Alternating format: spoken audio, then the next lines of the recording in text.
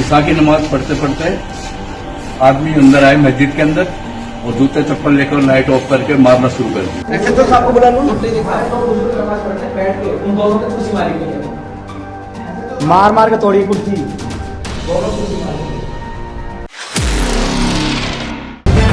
The live TV, सच सबसे आगे।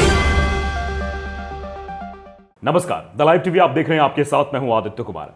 गुरुग्राम तो आपको याद ही होगा, पिछले दिसंबर में किस तरीके से गुरुग्राम में नमाज को लेकर बवाल किया गया था। अब गुरुग्राम से एक और दिल दहला देने वाली खबर सामने आई है।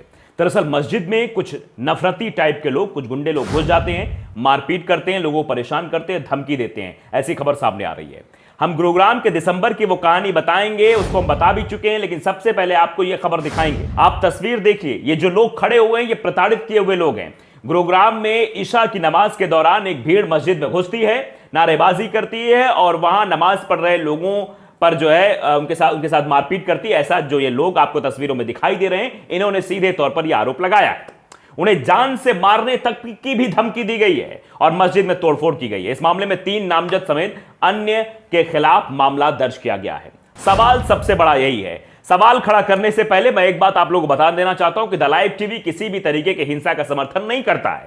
इस तरीके की जो चीजें हो रही हैं, किसी दूसरे समुदाय के प्रति इस तरीके का नफरत और उस समुदाय को टारगेट करना, उसको जो धार्मिक क्रियाकलाप है उनको ना करने देना, उनकी मस्जिद में तोड़फोड़ करना, यह गलत है, यह नहीं होना चाहिए। और सबसे बड़ी जिम्मेदारी सरकार की बनती है कि सरकार अपने अल्पसंख्यकों को, जो उनके देश में रह रहे हैं, उनके हितों की रक्षा के लिए सबसे सामने आना चाहिए और आकर यह कहना चाहिए जो भी ऐसे लोग हैं उनके खिलाफ तुरंत कार्रवाई होगी, ताकि दोबारा इस तरह घटनाओं की पुनरावृत्ति ना हो सके। लेकिन ऐसा नहीं हो रहा है। जब जब ऐसी घटनाएं घटित होती हैं, चाहे गुरुग्राम में दिसंबर में जब नमाज पढ़ने को लेकर बजरंग दल के लोग आ रहे थे, उत्पात मचा रहे थे, नमाज नहीं पढ़ने दे रहे थे, पुलिस प्रशासन ने जगह तय कर दी थी, उसके बाद भी तब भी किसी बड़े नेता का या फिर प्रधानमंत्री जी का कोई स्टेटमेंट सामने नहीं आया था। और यहां भी ऐसा ही दिखाई दे रहा है।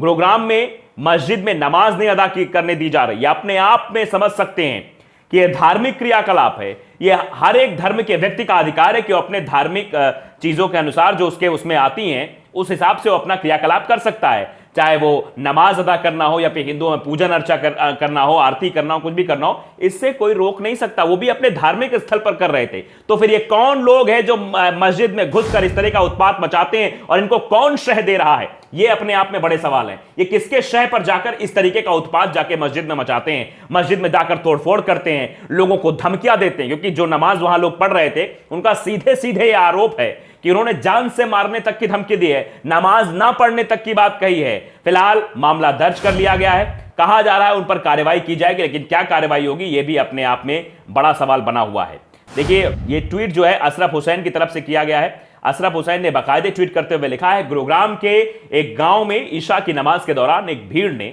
नमाज करते हुए लोगों को परेशान किया, घुस जाती है, नारेबाजी करती है मस्जिद में जाकर। वहां नमाज पढ़ रहे लोगों को आरोप है कि उनके साथ मारपीट और उन्हें जान से मारने की धमकी और मस्जिद में तोड़फोड़ भी की गई है।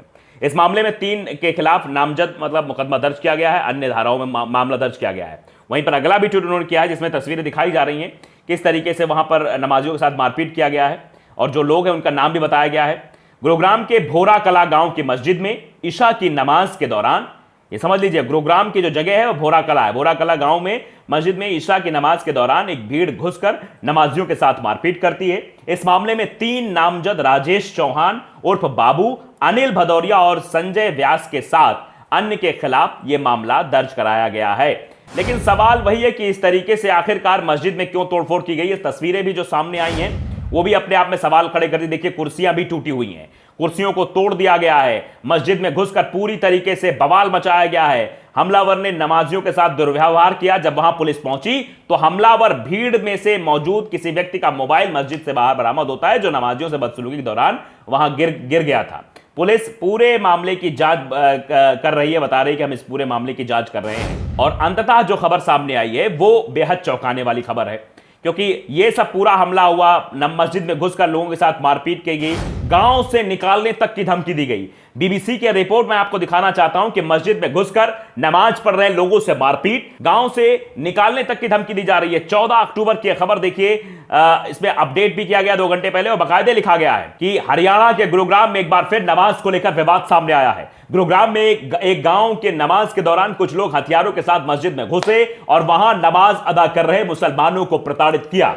यह सीधे तौर पर अंग्रेजी अखबार द हिंदू के मुताबिक हथियारों से लैस भीड़ मस्जिद में घुसी और हाल में नमाज अदा कर रहे लोगों के साथ मारपीट की गई और इसके साथ ही और उन्होंने उनके परिवार को गांव से बाहर निकालने की धमकी भी दी। नजर मोहम्मद जो वहां के, वो बताते हैं कि रात में जब हम मस्जिद में नमाज हॉल में थे तो कम से कम 12 लोग मस्जिद में घुसे। उन्होंने नमाजियों के साथ मारपीट की।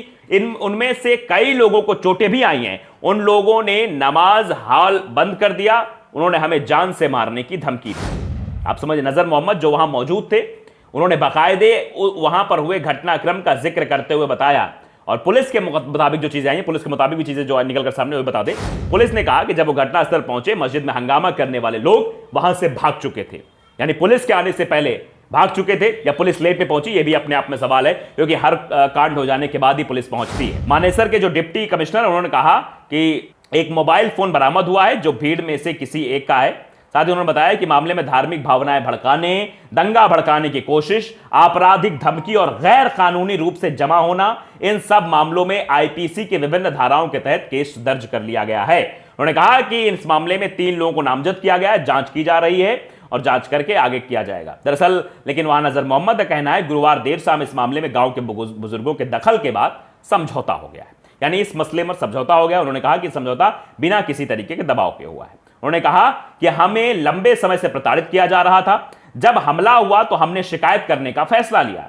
अब जब गांव के बड़े बुजुर्गों ने माफी मांगी है और आगे ऐसा ना होने का वायदा किया है तो हमने इस मामले को आगे ना खींचने का भी फैसला लिया है। यानी एक मिसाल भी पेश की गई है। यह मिसाल है कि हम कुछ भी नहीं करना चाहते, हम कोई कार्रवाई नहीं चाहते हैं, लेकिन हां दोबारा इस तरीके घटनाक्रम की पुनरावृत्ति ना हो। तो गांव के लोग हैं, तो आप यह समझिए कि एक तरीके से मुसलमानों ने यह साबित करने की कोशिश की कि हम आपसी भाईचारे को बनाए रखना चाहते हैं। बाकायदे देखिए वो लेटर भी है जिसमें वो समझौते का पत्र लिखा गया है। अशरफ ने उसे ट्वीट किया, लिखा है गुरुग्राम मस्जिद में हुए हमले मामले में दोनों पक्षों के बीच समझौता। मुस्लिम पक्ष ने कहा भाईचारा बना रहे, नहीं चाहते कानूनी कार्रवाई। सीधे तौर पर तो ये एक तरीके से आप कह सकते हैं कि मुस्लिम समुदाय ने ये भाईचारे को सबसे बड़ा समझने की कोशिश की है और ये कहा है कि जिस तरीके से गुरुग्राम में मस्जिद में घुसकर ये सब हुआ, ये दोबारा ना हो। उन्होंने कहा कि बड़े बुजुर्ग लोग इकट्ठा हुए, उन्होंने हमें यह आश्वासन दिया है, यह आश्वस्त किया है कि दोबारा ऐसी घटना नहीं होगी, इसलिए हमने इस समझौते पत्र पर हस्ताक्षर किए हैं। तो फिलहाल आप देख रहे हैं किस तरीके से इस तरीके की घटनाओं को अंजाम दिया जा रहा है। मस्जिद में जाकर तोड़फोड़ की जा रही है। सरकार की यह जिम्मेदारी है, स्थानीय लोगों की जिम्मेदारी है, स्थानीय नेताओं की जिम्मेदारी और आप और हम सब की जिम्मेदारी है कि ये नफरत नहीं फैलनी चाहिए। किसी के धार्मिक स्थल में घुसकर इस तरीके से मारपीट करना गलत है, चाहे वो हिंदू का हो, चाहे वो मुस्लिम का हो। किसी भी धार्मिक स्थल पर अगर कोई भी इस तरीके कृत्य करता है तो नफरती हो सकता है, वो किसी धर्म से ताल्लुकात रखने वाला नहीं हो सकता है, क्योंकि उसके मन में तो एक दूसरे धर्म के प्रति, दूसरे समुदाय के प्रति सिर्फ हिंसा है, तो किसी समुदाय का नहीं हो सकता है। ये जानना और समझना आपके लिए और हमारे लिए बेहद जरूरी है, क्योंकि ये नफरती लोग हैं, इसी चीज का ये लोग फायदा उठाते हैं। मस्जिद में हमला होगा, मंदिर में होगा, लेकिन अल्पसंख्यकों के हितों की रक्षा करने की जिन लोगों पर जिम्मेदारी, अगर वो खामोश हो जाएंगे तो फिर हमारा कर्तव्य है कि हम सवाल पूछें। और इसीलिए हम सवाल पूछते हैं कि आखिरकार जब जब ऐसे घटनाक्रम होते हैं, बड़ी कुर्सियों बैठे हुए लोग शांत क्यों हो जाते हैं? क्यों इस मामले को गंभीरता से नहीं लेते?